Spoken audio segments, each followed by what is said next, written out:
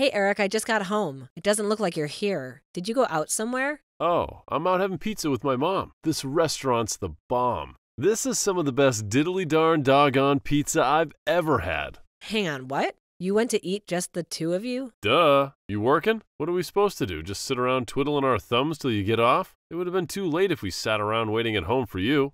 I get that, but still. Hang on a sec. I think my mom's mad at you. What? Why did I do something wrong? You crashed into another car while you were out driving last week, didn't you? The repair cost came to almost $1,000. I just told her all about it. She almost spat her wine out all over the table. She flipped out and called you a careless moron. I didn't crash into anyone. The guy crashed into me because he was on his phone while he was driving. No way. I bet you weren't paying attention. I can't risk letting you drive the car again after this. You're dangerous. I'm sorry. You always were a scatterbrain. I lost count of how many cups and plates you've smashed. It's like breaking stuff is a hobby of yours. I really don't think I break as much stuff as you're saying I do. I always tell my mom about your careless episodes. Every time, without fail, she lets out the biggest sigh and says, "Wow, she did it again?" She told me earlier she wishes I married a woman who didn't have 2 left feet. Why'd you gotta go be so clumsy, babe? I'd really appreciate it if you didn't badmouth me to your mom. Every time we meet, she preaches to me about something or other. You need to pay more attention to this, or you need to stop doing that. It's so tiresome. So? A little instruction never did anyone any harm. In fact, I think it could be just what you need. Instead of complaining, you should see it as an opportunity to focus your energies on learning something new. My mom's been around a lot longer than you, and she knows a thing or two about the world. But I could tell she hates me and thinks I'm a failure as a wife. I don't think your helping matters constantly filling her head with unflattering stories about me. But she's not wrong. You are a failure of a wife. Forget it, I'm done with this conversation. When will you be getting home from your meal? Mom will probably start getting tired soon, so I should be back by 10 p.m. You better make damn sure that I have a bathtub full of hot water waiting for me when I get home. I want to take a nice, relaxing soak to take the edge off of the stress of being married to you. Fine. Hey, guess what? My mom says she's got a thing or two to teach you next time you guys see each other. Prepare for the lecture of a lifetime. She says she's going to undo the mess your parents made and re-educate you. This should be good. I can't wait. Wow, Eric, can you not act like all of this is a joke? Your mother's constant preaching is driving me crazy. What's going on, Ann? Why are you so late home today? You're usually back home before 7. Sorry, I'll be back at 10. Excuse me? 10 minutes? Quit dilly-dallying and get a move on, woman. Where's my dinner? I said I'll be home soon. I bought you a spaghetti bolognese ready meal. I'll have it ready almost immediately after I get back. How suspicious. What is? You never come home this late. Something fishy's going on here. I don't like this one bit. You're up to something, aren't you? I know a rat when I smell one. Are you cheating on me? No way. Why are you home so late? Then explain. Well, Eric, it's 10 minutes. Is there really all this need for drama? If I was cheating on you, I'd be home a lot later than this. Anyway, it's your fault I'm home late today to begin with. Huh? How so? What does that have to do with me? You're the one who told me to grab you a burger from the burger van by the station. There was a big old queue, so I spent 10 minutes waiting in line. I went out of my way to go to the station after work instead of coming straight home because you wanted a burger. I wanted a burger? Huh? Did I? The only reason I went is because you said you couldn't stop thinking about big juicy hamburgers. Don't you think accusing me of cheating when I'm going out of my way to do something for you is a little horrible? I'm trying to remember. Nope, I never said I wanted no burger. You're lying. I don't have the faintest recollection. Yes, you did. You shut your goddamn lying mouth. Do not blame me for your laziness. I bet you dawdled the entire way home doing dumb woman shit like looking at handbags and shop windows. Eric, are you drunk? You've been drinking, haven't you? I can tell. I can always tell. You're always so forgetful when alcohol's involved. So what if I want to enjoy a frickin' beer after work? That a crime?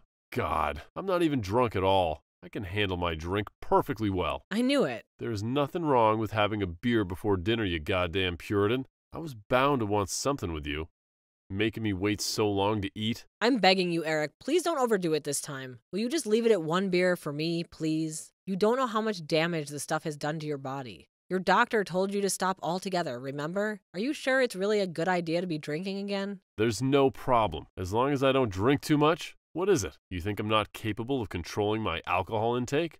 Stop patronizing me already. But are you really? Isn't the reason your scans are coming back showing liver damage precisely because you're not capable of controlling your intake? God damn it, woman, button it already. Forget this crap. Hurry up and come home and make my dinner. I'll be checking your phone when you get back. Why? Well, I need to find out whether you've been cheating on me. Jesus Christ, Eric, will you stop this? I told you I'm not cheating on you. I'm sure you're probably not, but I gotta check just in case. You never let your guard down around a woman. Anne, are you there? It's me, Natalie, your husband's mother. Why aren't you answering your phone? Where are you right now? Sorry, Natalie, I had my phone on silent. I'm out shopping. You're what? Do you seriously think this is the time to be out shopping? Your husband collapsed. Hurry and get your ass to the hospital. You need to get over here and listen to what the doctors have to say right this instant. Nope, I can't be bothered. You can't be bothered? Your husband's in the midst of a serious health emergency and you can't be bothered? Oh my God, you're pure evil. Do you have any idea how serious this is? Yep, let me guess. He collapsed and got taken to the hospital in an ambulance, right? We've been through this routine more times than I can count. If you know, then why the hell aren't you here by his side? Hurry up and get to the hospital. He got blind drunk again, didn't he? Maybe if he didn't ignore the doctor's repeated warnings to stop drinking, then he wouldn't be collapsing and getting rushed to the hospital like this. Surely you can see he only has himself to blame. Wait, what? Drinking? Has he started drinking again? I thought he was clean. He'd been going to those Alcoholics Anonymous meetings and everything. I guess he didn't tell you. Come to think of it, why would he? He always did like to play the model son whenever you were around. He got one of the worst mother complexes I've ever seen. It's actually gross. Don't you speak about my son that way. How dare you speak ill of him when he's laid up in a hospital bed? Even if he is drinking again, there's no justifying your behavior. I'll speak ill of him as I damn well like. Let's face it, with the way he acts, he makes it impossible to say anything nice about him. What the hell happened between you two? How can you be this cold to him? He's your husband. I couldn't care less what happens to him now. They say what goes around comes around. This is him just getting what he deserves. Stop it. Anyone would think you'd be worried about your husband being rushed away in an ambulance. But no, far from it. You're actually insulting him while he's lying in a hospital bed, unable to defend himself. That poor thing. You are the most horrible wife there ever was. You know what? I've had it. This ends here. If you hate my son's guts that much, then get a damn divorce. If he wants a divorce, then I'll be more than happy to go along with it. Something tells me he's not going to be so forthcoming, though. What makes you think that? He probably can't wait to see the back of you if this is what you think of him. By the sound of it, your marriage has been dead in the water for some time now. He does nothing but badmouth you whenever we see each other. Of course. How could I forget the hateful stories he tells you about me behind my back? There's just one problem. They're almost all lies. He tries to turn everyone against me, so I end up isolated and alone. The moment I make the slightest mistake, he's off blabbing about it in the most exaggerated way possible to anyone who will listen. What are you talking about? That doesn't make any sense. Why on earth would he want to do that? Like I said, he's trying to isolate me. How tiresome, will you? Gah, how tiresome. Will you let me know when you're ready to stop talking nonsense? I don't have the strength for this right now. It's almost like you're trying to say my Eric is a bad person. Bingo. That's exactly what he said. You don't know his true colors because he's always wearing a mask around you. You think he's Mr. Perfect. But in the truth, with me, he's the most domineering, tyrannical control freak you could possibly imagine. He does nothing but complain about the state of the house, despite never lifting a finger to help out with the housework. When he drinks, he's a million times worse. He shouts at me, throws things at me, he even hits me. Oh, I kept this quiet until now, but he's also unemployed. What? Lies. My Eric works as a top executive at a major global company. Or at least that's what he's told me. Of course he did. That's a lie too. He quit that company last year. Now instead of working for himself, he takes my entire salary every time I get paid, which means I can't even afford to eat properly these days. Lies. Nonsense! Madness! My boy Eric would never treat anyone so inhumanely, least of all his own wife. I don't believe you for a second. Fine. If you're intent on burying your head in the sand, I'll just have to show you proof. Proof? Are you free to meet me now? If you are, come over to our house ASAP. It's time you learn the truth about your son. Mom, can you believe this visit has just ended? But Anne was nowhere near to be seen. My wife, my very own wife, doesn't even want to visit me in the hospital. What the hell's going on with her lately? I mean, let's face it. We already knew she was an object of failure of a wife, but this just takes the biscuit. How does she even sleep at night? Will you tell her off for me, Mom? Did you speak to the doctors yet, Eric? Did they explain to you what's wrong with you and why you ended up in the hospital? Nope. Not one of them knows what's wrong with me. It's a mystery. If I had to guess, I'd say I'd probably got food poisoning from my stupid pea-brain moron of a wife's cooking. Her cooking is so bad. I think I'd rather eat my own vomit. You should taste the stuff she calls soup. That stuff would put anybody in the hospital. Damn. What did I do to deserve this? Imagine being hospitalized by my own wife's cooking. It's actually comical when you think about how ridiculous it is. I must be the unluckiest guy in the world. Eric, you will apologize to Anne at once. Huh? Why?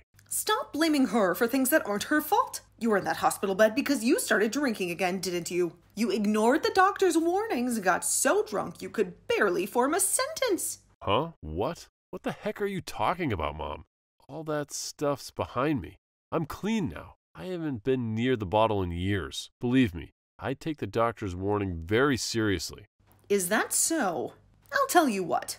I'll go and talk to the doctor and find out for myself. Let's ask him directly and find out exactly why it is that you're lying in that hospital bed. No, Mom, don't do it. He's been saving lives. The last thing he needs is you bugging him. Besides, he's only allowed to talk about his patients with their families. I'm your mother, you idiot. Obviously, he'll tell me. What the heck is with you, Mom? I already had a long chat with the doc about my situation. You shouldn't be bugging him anyway. He's a busy guy. Why wouldn't you believe me? You seem different. What's going on? Normally, I'd believe every word you said without so much as a hint of doubt. But I'm done blindly accepting whatever you tell me. What's gotten into you all of a sudden?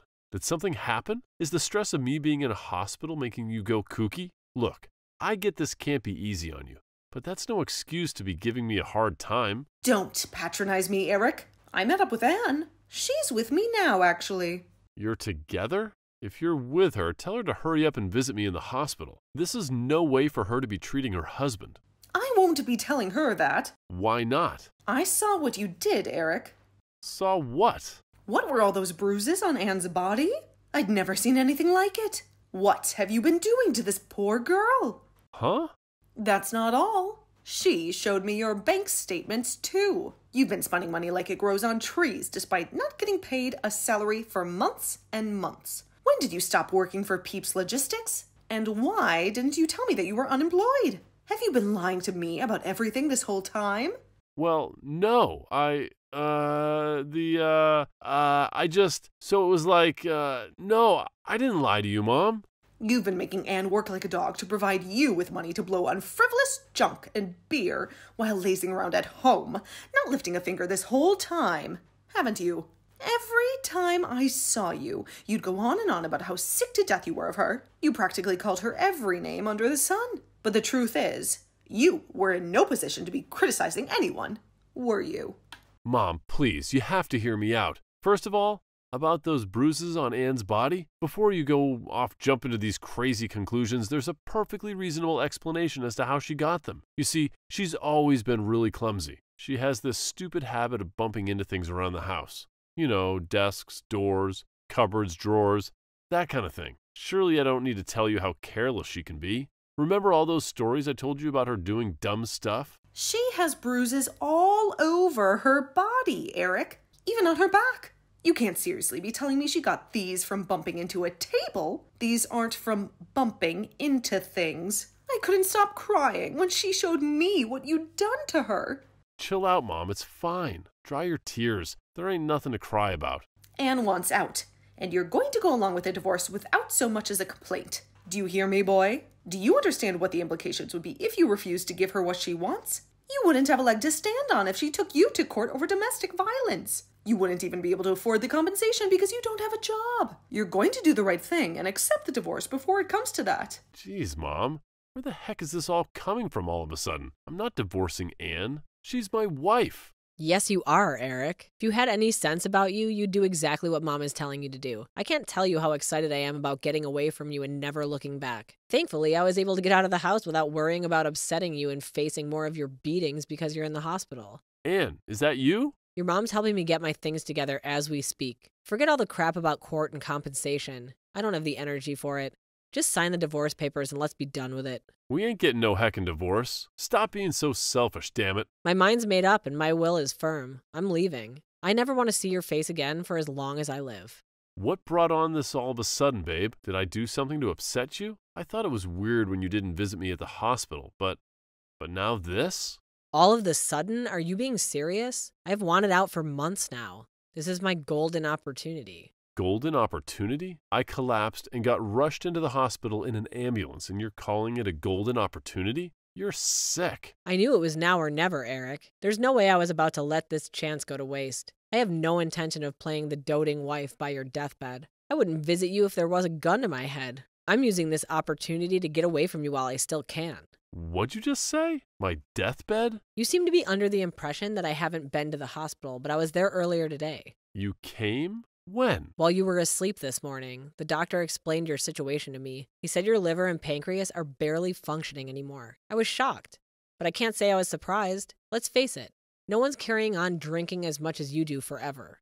Right? I wanted to talk to you about this when you visited, but you never came. You know about the future. I have no intention of being a part of your life. As your health deteriorates while you fight your self-inflicted illness, nor do I have the obligation to look after you. I'm sick of being your doormat and punching bag, and it ends now. Anne, no, please wait. You're my wife, baby. We're married. It's times like this when we have to be there to support each other more than ever. Wow, you're something else. You can't seriously say that you thought I'd stand by your side after everything you did to me. The only reason I didn't do this months ago is because I felt trapped and afraid. You treated me like less than dirt on your shoe. You made me feel worthless. I wanted to kill myself, Eric. What do you think, I'm suddenly going to fall apart and start playing the loyal wife just because you found out that you don't have much time left? I never meant to hurt you, baby. What? Even though you hit me and abuse me on a daily basis, how could you want to do anything other than hurt me? Not only that, but you went back out of your way to spread vicious lies about me behind my back to practically everyone we knew. In a way, I think the emotional abuse actually hurt worse than the beatings. What even was I to you? Some tool to take your frustrations out on? I love you, baby. The only reason I told everyone all those things about you is because I wanted to keep you all to myself. I thought that if I could isolate you from your friends and family, I could make you so completely and utterly dependent on me that you'd never be able to leave me, and I can have you all to myself forever. What? It was just my own special way of showing my feelings for you. I did it because I love you, Anne. You have some serious psychological issues. If you're going to come up with excuses, at least come up with some more convincing bullshit than that. You disgust me. It's true what the doctors say. I might not have long left, but I at least want to spend what little time I have left on this earth with you, babe. Will you stay by my side until the end? Absolutely not. I wouldn't stay by your side if you paid me $1 million. In fact, I won't be wasting another second of my life with you. If you're going to kick the bucket, I hope you feel nothing but crushing loneliness and regret over what you did to me in your final moments. I'm so sorry I couldn't bring myself to be honest with you all this time. Truth is, I've always struggled to be honest when I have strong feelings for someone. I was mean to all my exes too. It kind of became like this bad habit I brought with me into adulthood. I'm not perfect, Anne, I know that. I'm sorry I was horrible to you. You never deserved any of it, babe. I'm sorry for how much I hurt you. Oh look, there goes the responsibility. Dodging again. This is one of the reasons I find you so disgusting. I might let you off the hook if you were a 5-year-old child.